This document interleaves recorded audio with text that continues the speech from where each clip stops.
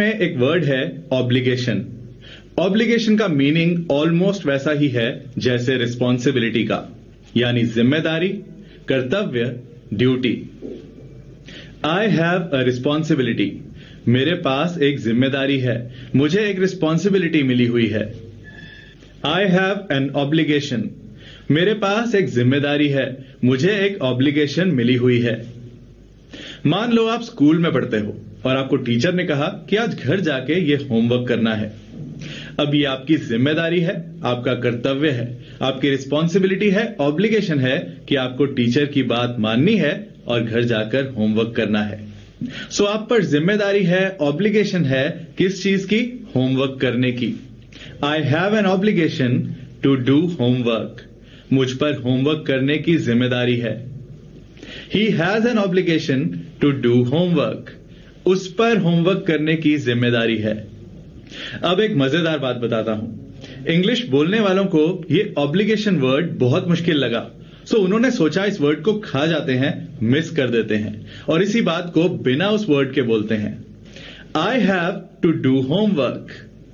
उन्होंने ये सबको सिखा दिया कि जब हैव या हैज के बाद सीधा टू लगा हो तो ये समझ जाना कि कुछ करने की जिम्मेदारी है, ऑब्लिगेशन है, ड्यूटी है। I have to do homework मतलब मुझे होमवर्क करना है। मुझे कोई शौक नहीं है होमवर्क करने का, पर मुझे जिम्मेदारी मिली हुई है, ड्यूटी मिली हुई है होमवर्क करने की। He has to do homework, उसको होमवर्क करना है, उसको रिस्पॉन्सिबिलिटी मिली हुई है, ड्यूटी मिली हुई है। सो इंग्लिश में हम हैव टू लगाकर बात करते हैं जब हमें कहना हो कि मुझे ऐसा करना है, क्योंकि मुझे ऐसा करने की जिम्मेदारी दी गई है। I have to do homework, मुझे होमवर्क करना है क्योंकि टीचर ने ड्यूटी दी है। आई, यू, वी, दे के साथ हैव टू और ही, शी, इट और नाम के साथ has to. She has to complete the project by tomorrow, उसको कल तक प्रोजेक्ट कंप्लीट करना है क्योंकि उसके बॉस ने ड्यूटी दी है। They have to wear the uniform every day, उनको हर रोज यूनिफॉर्म पहननी है क्योंकि स्कूल ने कहा है। You have to sleep by 10 PM, तुम्हें 10 बजे तक सोना है क्योंकि मैं कह रहा हूं। Awwal has to go to his friend's party, Awwal को अपने फ्रेंड की पार्टी पर जाना है क्योंकि उसके फ्रेंड ने कहा है आने को। वी हैव टू पे tax before 31st March, 31st March से पहले टैक्स भरना है क्योंकि गवर्नमेंट ने कहा है। I have to help my mother, मुझे अपनी मम्मी की हेल्प करनी है क्योंकि मुझे कहा गया है। I have to look after my brother, look after मतलब किसी का ख्याल रखना। मुझे अपने भाई का ख्याल रखना है क्योंकि ऐसा करने को मुझे कहा गया है। She has to feed her children in the morning, feed मतलब किसी को खाना खिलाना। उसको सुबह अपने बच्चों को खाना खिलाना होता है क्योंकि ये उसकी रिस्पॉन्सिबिलिटी है। अब कुछ मिक्स सेंटेंसेस देखते हैं। मैं उनका हिंदी मीनिंग तभी बताऊंगा अगर नीड होगी। I have to sleep early, he has to bring his children from school, she has to make breakfast for her family. अव्वल has to follow the rules. You have to park your car in the parking. They have to study for the exam. We have to sit late in the office every day. I have to take the medicine after lunch. He has to submit his documents. Submit मतलब जमा कराना, documents कागजात। She has to look after her mother. Himanshi has to clean her room. You have to water the plants. Water the plants मतलब पौधों को पानी देना। तुम्हें पौधों को पानी देना है। You have to water the plants. My students have to practice every day. Puneet and I have to complete the assignment. Priya and Sanya have to take permission from their fathers. Their fathers मतलब दोनों को अपने अपने father से permission लेनी है, किसी एक के फादर से नहीं, इसलिए फादर्स यूज किया। हैव टू और हैज टू वाले सेंटेंसेस सिर्फ एक्शंस के साथ ही नहीं, स्टेट, नेचर, क्वालिटी, आइडेंटिटी इनके साथ भी यूज हो सकते हैं। I have to be at school before 8 AM. मुझे सुबह 8 बजे से पहले स्कूल में होना है। He has to be perfect। याद है ना, हमने पिछले लेसन में बी का यूज सीखा था टू के बाद और स्टेट, नेचर, क्वालिटी, आइडेंटिटी से पहले। She has to be as nice as Radha. उसे राधा जितनी अच्छी होना है। Divya has to be more confident। You have to be ready for your interview। They have to be faster than others। उन्हें बाकियों से तेज होना होगा। We have to be punctual for the meeting। हमें मीटिंग के लिए टाइम पर होना होगा, पंक्चुअल होना होगा, वक्त का पाबंद होना होगा। अब इस लेसन में कोई और हेवी डोज नहीं दूंगा। अब एक इजी सी चीज समझाऊंगा। हमने सीखा था ही हेट्स मी। वो मुझसे नफरत करता है। एक्शन सहने वाले के लिए वर्ड बदल जाता है, आई की जगह मी लग जाता है। हम पहले यह भी सीख चुके हैं कि जब पूछना हो कि एक्शन करने वाला कौन है, तो कौन के लिए हम इंग्लिश में हु लगाते हैं।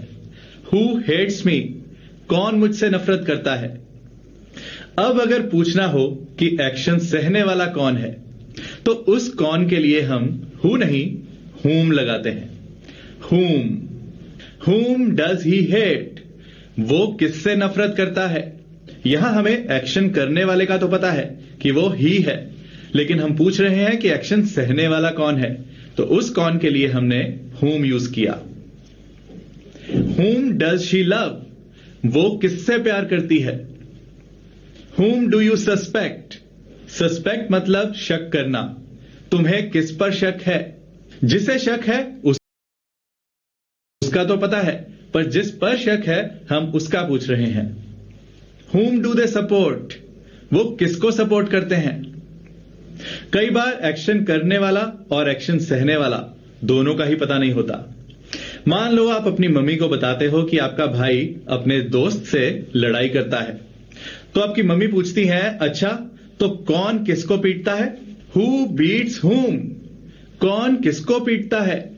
इस सेंटेंस में हमने एक्शन वर्ड के साथ SES लगाया, क्योंकि हमने एक्शन करने वाले को एक इंसान माना है, जैसे कि ही। Who abuses whom? कौन किसको गाली देता है। Who teaches whom?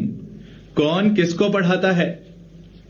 इस वर्ड को आगे के लेसन्स में कई बार यूज करेंगे, सो इसे भूलना मत।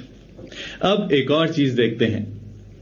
हमें यह तो पता है कि आई हेट हिम, मैं उससे नफरत करता हूं, पर अगर कहना हो मैं खुद से नफरत करता हूं, तब इंग्लिश में कैसे बोलेंगे।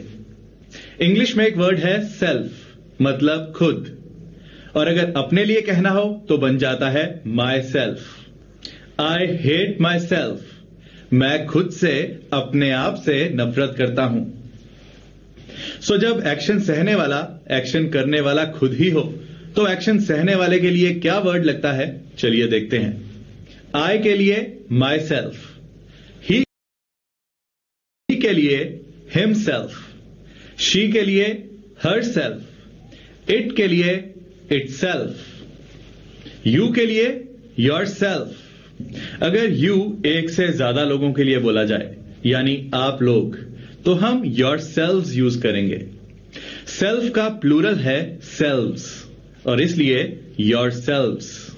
दे के साथ देमसेल्व्स, वी के साथ आवर सेल्व्स। कुछ सेंटेंसेस के साथ प्रैक्टिस करते हैं। I see myself in the mirror, मैं खुद को शीशे में, आईने में देखता हूं। I love myself, I don't hate myself. I pinch myself, मैं खुद को चूंटी काटता हूं। आई बेंड माई सेल्फ, मैं खुद को झुकाता हूं। ही इम्प्रूव्स हिमसेल्फ एवरी डे, वो खुद को हर रोज इंप्रूव करता है, बेहतर बनाता है। I push myself to work, मैं खुद को काम पर धकेलता हूं, यानी बहुत जबरदस्ती काम पर जाता हूं। I pat myself on the back, मैं अपनी ही पीठ थपथपाता हूं। ध्यान रहे कि एक्शन वर्ड के बाद अगर आप वो वर्ड अकेले ही यूज करते हो, तो उसका मतलब होगा कि आप वो एक्शन खुद पर करते हो। सो अगर आपने कहा आई कुक माई सेल्फ, तो इसका मतलब होगा मैं खुद को पकाता हूं। या he hangs himself, वो खुद को टांगता है. सो जब कहना हो मैं खुद खाना पकाता हूं तो कहो I cook food myself. He changes a bulb himself. Awwal records his videos himself. Film stars don't drive their cars themselves. She cleans her room herself. Do you wash your clothes yourself? Do you all wash your clothes yourselves? क्या आप सब अपने कपड़े खुद ही धोते हैं? ज्यादा लोगों को पूछते हुए yourselves. We make our beds ourselves. हम अपना बिस्तर खुद ही बिछाते हैं. इसके अलावा कुछ और तरह से भी आप ये वर्ड्स यूज कर सकते हो. I cook food for myself. For myself मतलब खुद के लिए. I take care of myself. Of myself मतलब खुद का. मैं खुद का ख्याल रखता हूं, खुद की केयर करता हूं. I go to college by myself.